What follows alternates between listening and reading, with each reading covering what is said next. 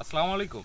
আমরা কিন্তু মিশ্রণ শেষে উপরে দিচ্ছি একদম যে টিএসপি পতেঙ্গা, অনেক এলাকা অনেক নামে বলেন, সেটা কিন্তু আমরা ব্যবহার করতেছি। একদম খুঁজে বের করছি, আমাদের আসলে নাটোর বড়াই গ্রামে এটা পাওয়া খুবই দুষ্কর এবং দাম অনেক বেশি নিচ্ছে।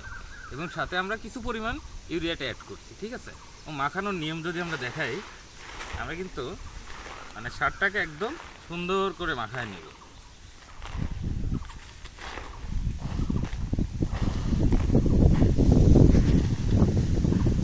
মাখানোর পরে যদি সারটা উড়ে যেতে লাগে তাহলে কিন্তু দেখা যাচ্ছে আপনার এই যে আমরা 55 একটা বিষটা দিব, এই সময় কিন্তু বিষটা দিয়ে সারটা যদি আবার ভালো করে মাখাই তাহলে কিন্তু সারের মানে এক কথায় দেখতে পাচ্ছেন মানে সম্পূর্ণ যে মিশ্রণটা সঠিকভাবে মিশ্রণ করতে হলে আপনাকে আগে আপনার দেখা যাচ্ছে বোরন থিওবিট যেগুলো আছে পটাশের সাথে মাখাই নিলেন, তারপরে কিন্তু সারের সাথে মাখানোর পরে এই যে এই কালারটা চলে আসলো এবং একদম ঝুরঝুরে, ঠিক আছে।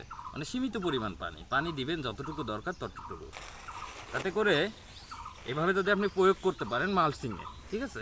আমরা কিন্তু বেডের উপরে দিচ্ছি, তাতে করে করলাতে কিন্তু রেজাল্টটা ভালো হবে।